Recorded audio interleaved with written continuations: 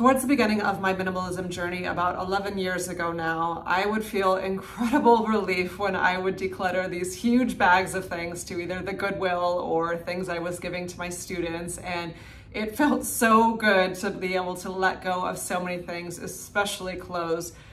But then all of a sudden, a couple weeks, sometimes even days later, I would find myself back in a store at the mall and buying something and then coming home, and without even realizing it, things would just sort of creep and fill out again. And then I would scratch my head and be like, damn, how did I get here? How did I do this to myself? And then the years would roll on and I would sort of get better about that, but then still I would purchase something and at least realize closer to the event that it was a mistake. And then I got in sort of this pattern of getting the declutter of recent purchase high, meaning I would buy something, bring it home, and then like the next day be like, oh my God, I have to return this. And then I would return it and feel awesome, which I'm not necessarily advocating that as a healthy pattern to stay stuck in, but I do want to address shopping habits, because if you are new to minimalism and you're beginning your declutter journey, chances are you're still stuck in destructive shopping behaviors. And I do have a video that speaks specifically to that, of how I broke my addiction to shopping to become an ultra minimalist. That talks more about the deeper whys of psychological patterns of why we do shop for things when we don't need to. So if you're more interested in that kind of content, maybe check out this video. But today I'm going to talk about specifically when it is beneficial to actually buy something, because unless you're Robin Greenfield, which shout out to that guy doing the non-ownership experiment, I think he's an awesome human, but I personally am not at that level, and probably most of you watching are not going to be at the level of where you just don't want to own anything and live in Griffith Park. Chances are you will have to buy eventually something. And as I've mentioned so many times on this channel, living as a minimalist or an ultra minimalist like I am, it's never about deprivation. I am never in any moment of any day living in lack for according to what my needs are. Everyone will have a different spectrum of needs, but this lifestyle is not about deprivation. It's about liberation. It's just about being extremely intentional with what you do bring into your life, and saying no to the things that do not add value to your life and or are causing destruction either to your bank account or to the planet with the overconsumption that we are doing as humans. So I've come up with a list of 7 questions that you can ask yourself today. These are kind of wired into me as second nature at this point. I never go out and just shop and look around for fun. I only ever go on a specific task if I need something. But as I said, even as you declutter and come into a more sort of homeostasis balance of, okay, yep, these are the things I need, life will still progress and roll on, and there will be instances where shopping needs to come up. So I have a list of 7 questions you can ask yourself today, especially if you are still stuck in compulsive shopping behaviors. These are 7 questions you can ask yourself to see if it really is a good idea for you to bring this item home. So let's get to it. Numero uno, is it a direct replacement of an essential or archetype item in my life? This is a big one. I've talked about archetype pieces in your wardrobe especially, but it can happen with other pieces around your home too. I did share it a couple videos ago. I had a wooden bowl that it's my one bowl that I eat out of, and it broke.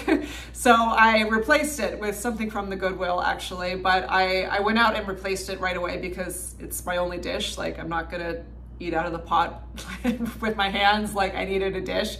So that was an archetype piece in my life. But archetype pieces are really useful in your wardrobe, especially because that's the greatest place to start decluttering, because it's usually the biggest place in our homes where we have extraneous things that we are just flat out not using. And when you get to a teeny tiny wardrobe like what I have, often what shows up are archetype pieces. And once you get to that place, I do have a video that speaks to that also, called my top 5 tips for creating an ultra minimalist wardrobe, and then how I found my authentic style as an extreme minimalist, if you want to check those out for how to tailor your wardrobe. But once your wardrobe is small, it probably will contain some archetype pieces. And I don't believe in minimalist rules of it needs to be exactly this thing. It's your style, wear what vibes with you.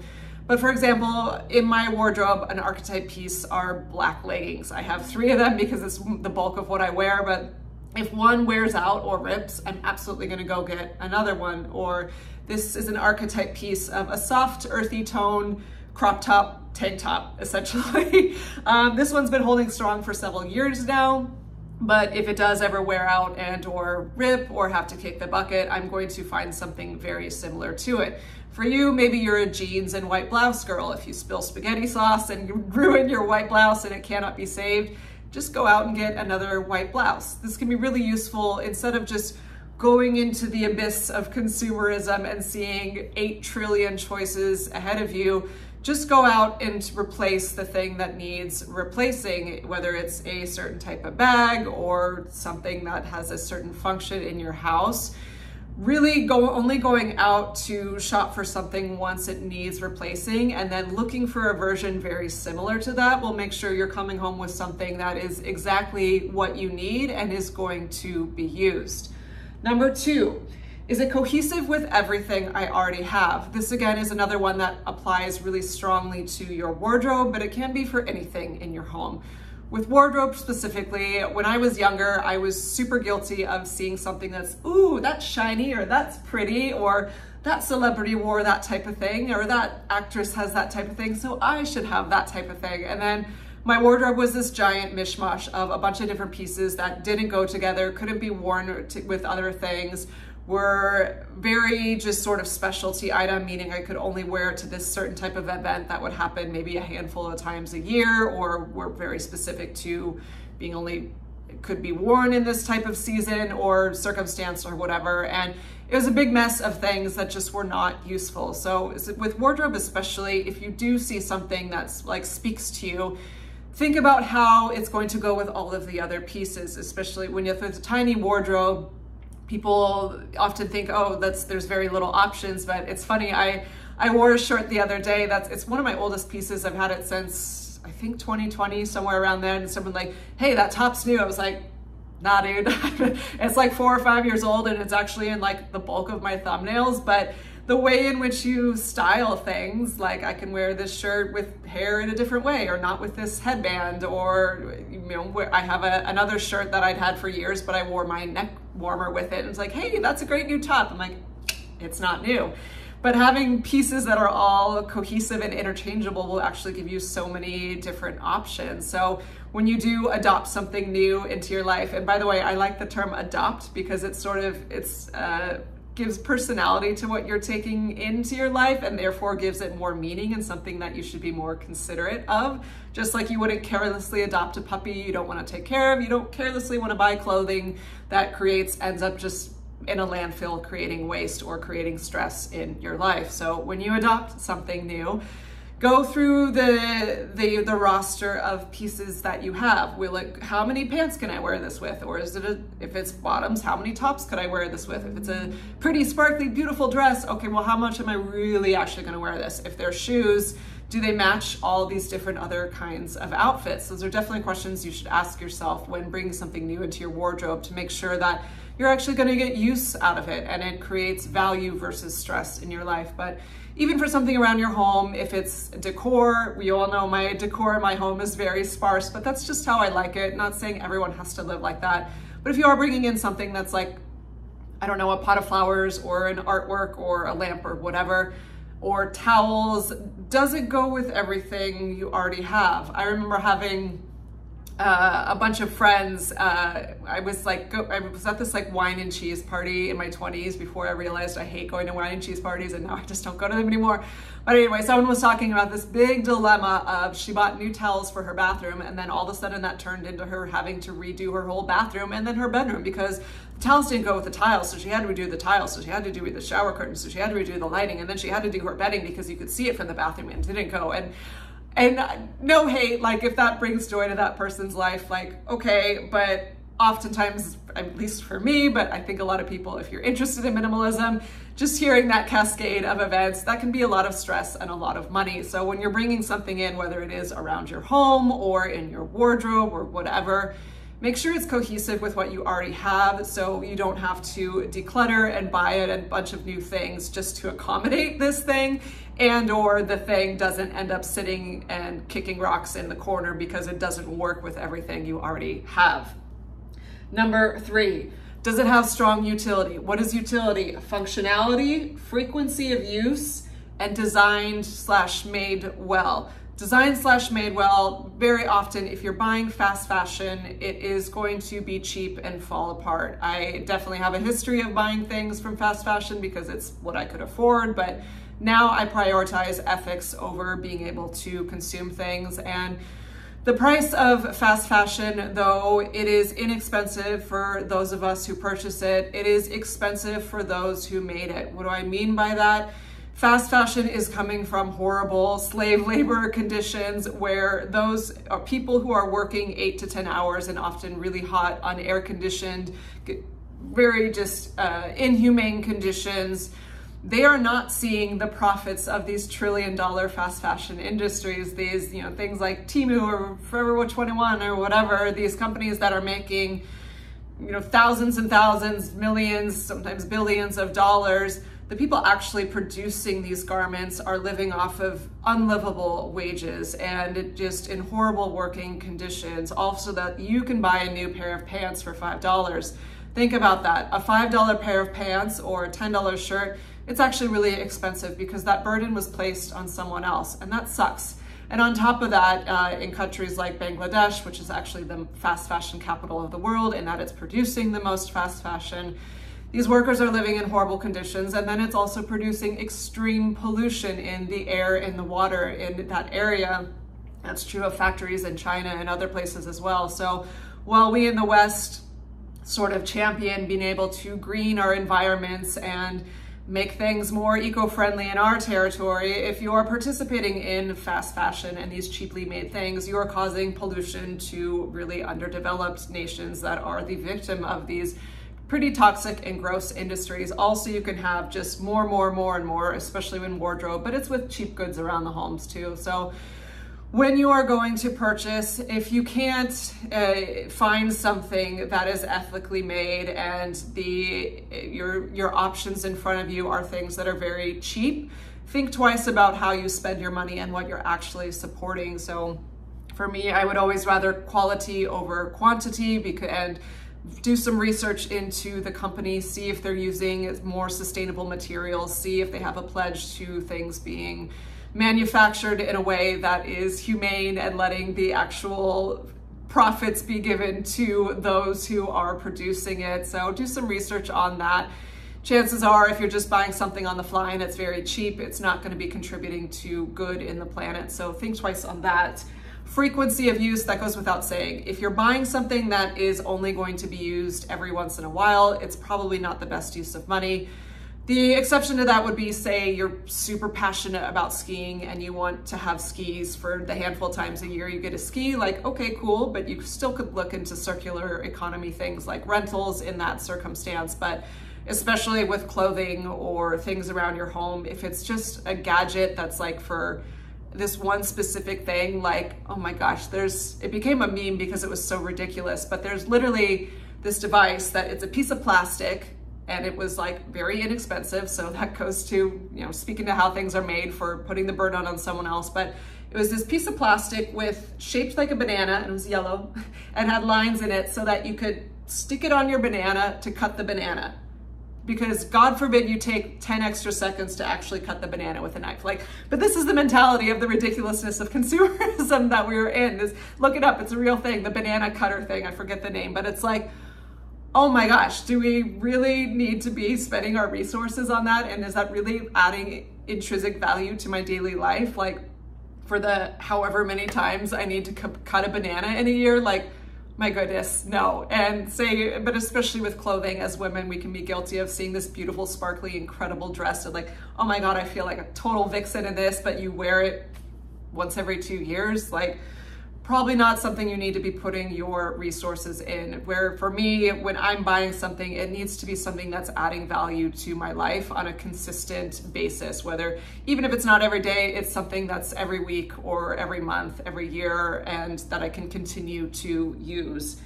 Functionality, kind of along those same lines. If it's something that looks pretty but doesn't serve much of a purpose, I hate useless decor in my home. The few things I have, I'm not anti having beauty in your home, but I think that sometimes when you take away the excess of that, you can appreciate the true beauty of a few really intentional things around your home versus like, oh yeah, that's kind of nice, throw that in a corner just to fill up space, but really it's not actually adding any kind of value.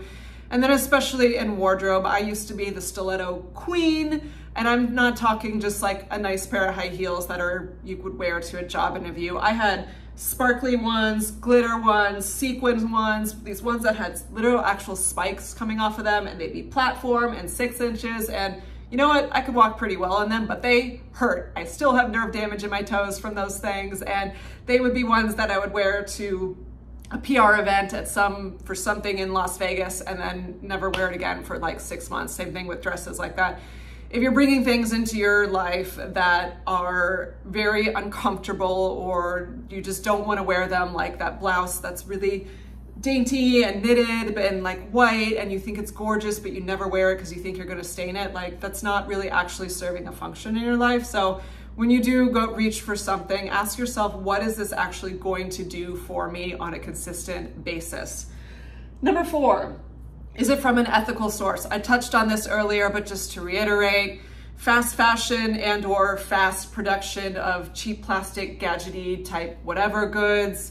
Look into the company you're buying from. If it's saving money for you, it's costing money for someone else in the worst kind of way. So try to do your research when you can, and look for companies that have sustainability pledges, not just greenwashing, but they are actually transparent about what materials they are using, and if they're looking for things, especially like natural fibers like cotton or hemp. What I'm wearing is absolutely not natural fibers. I have expressed that I want to transition into more natural fibers as I continue my journey with this, but I'm not going to just throw out everything I have right now for the sake of that, because that is wasteful. But looking into things like that, it is definitely something to consider if you want to, again, invest in quality pieces that were made in an ethical way and are going to last you for years to come, and not just end up in the trash in 6 months or a year.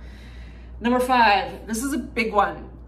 Could I get by without it? This is probably the biggest question that sort of helped me get out of my shopping addiction and into the state of ultra minimalism where I am now, where I feel very comfortable and good having the few things that I do. Because 99% of the time when you reach for something and you're out in the world and all these flashy advertisements, especially on the internet, when like, man, you've got an Amazon Prime account, you don't even have to bother to type in your credit card information, they've got it stored, all you have to, oh, I like it, click, boom, it's on your doorstep in 24 hours. Like, that's nuts. When you don't take time to consider if this is adding intrinsic value into your life, chances are you're just going to keep filtering in things, and maybe you go through these big rounds of declutters, but then all of a sudden you have a bunch of crap in your house again. You're like, huh, how did that happen? Well, stop, drop, and roll. Like they teach you fire safety in elementary school. Just stop and think and really truly ask yourself, do I really, really need this new fill in the blank? And you'll find if you sit on it for a day or 2 or a week or a month, if it's a big purchase, maybe even a couple months, it's a really big purchase. A lot of the times, not every time, but I would say most of the time, you'll find I don't actually need this, and my life will be completely fine without this. And if you go through sort of that meditation of letting go that attachment and letting those sort of dopamine, because it is an addiction. Shopping is absolutely addictive. Will send addictive chemicals through your body. And if you let those sort of dissipate and let that initial high and that I want it, I need it effect wear off and sit on it, you could find not only do you not need that thing, but it actually feels very rewarding to come back into more of a gratitude space for the things that you do have and fall in love with them in a deeper level. Just like when partnership, if you're committed to marriage, you don't want to just see there's lots of beautiful people in the world. You don't want to just see a new person and jump to that person all the time. I mean, people do that, but that's not a really fulfilling and deep way to live. Commit to the things that you've curated into your life. And yes, there will always be flashy and shiny and pretty things out there, but come into your practice, come back to your why, come back to your intentions. And if you sit with it long enough, it is rewarding to sort of overcome that temptation and be like, no, you know what I have is awesome. Every once in a while, of course, it will show up that something is supposed to be in your life, and that's great. Have gratitude for it, be intentional with it, see if it has the utility, the function, is made sustainably, ethically, all of that. Great. If it meets those criteria, that's wonderful. But a lot of the times, especially if you're newer to the game in this, it is something you could live without. So you can definitely say pass on that. Which brings me to number 6. Can I afford it? This should go without saying, but it's amazing how many people have extreme credit card debt just from buying things that they don't need, especially in America, but it's everywhere. If you can't pay for it with real hard cash that you have right now, do not buy it. Do not put it on the credit card. Credit card is fake money. Don't pay it off. Well, a lot of people don't, and that's how you can get in trouble. We've lost the art of delayed gratification in so many arenas with this internet get it now mentality. It is important yeah, money is a tool. I'm not anti-money. I'm not pro seeking money for the sake of having money, but I'm not anti-money in that unless you go live in the bushes, we're all part of the society. Money is a tool of currency exchange. Fine, okay. But if you didn't work to earn some money to be able to buy this thing and you're putting it on credit, and or you're buying this thing and now you've created a huge amount of stress in your life because like, oh shit, how am I gonna pay rent? Or how am I gonna pay my child's school tuition? Or how am I gonna get groceries? Don't do it. Just flat out don't do it. Wait, unless it's an essential life-saving item, which 90% of the time it's not.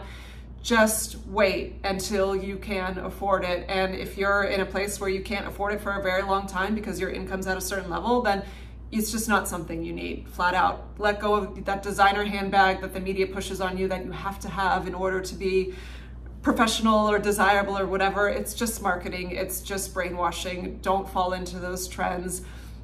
Again, outside of life-saving materials, like say you need a new winter coat and it's snowing, like, okay, fine, but use your discretion, use discernment, and come back to what your goals are. And if you can't pay for what your heart is set on, then you gotta let it go, just period. You don't need it. Which brings me to point number 7, and I'll give a shout out to Marie Kondo for this one. Does it spark joy? Do I absolutely love it? In the moment, there's a difference between deep heart respect and resonance with things in your home. Like for example, this little stand I've had for several years now. It's just a little wooden stand, but I have no decorations in my home, very little, except for something like this, which holds my candle.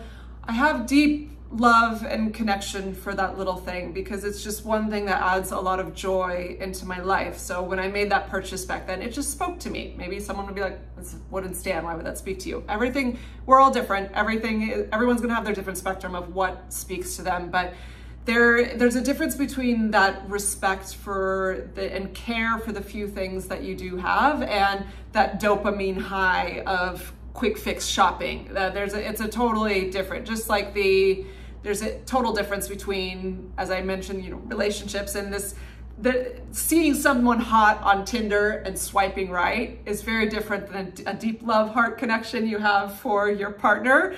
And I hope everyone out there would know the difference. I think unfortunately in this modern dating culture, we are losing that difference, but that's a whole nother video.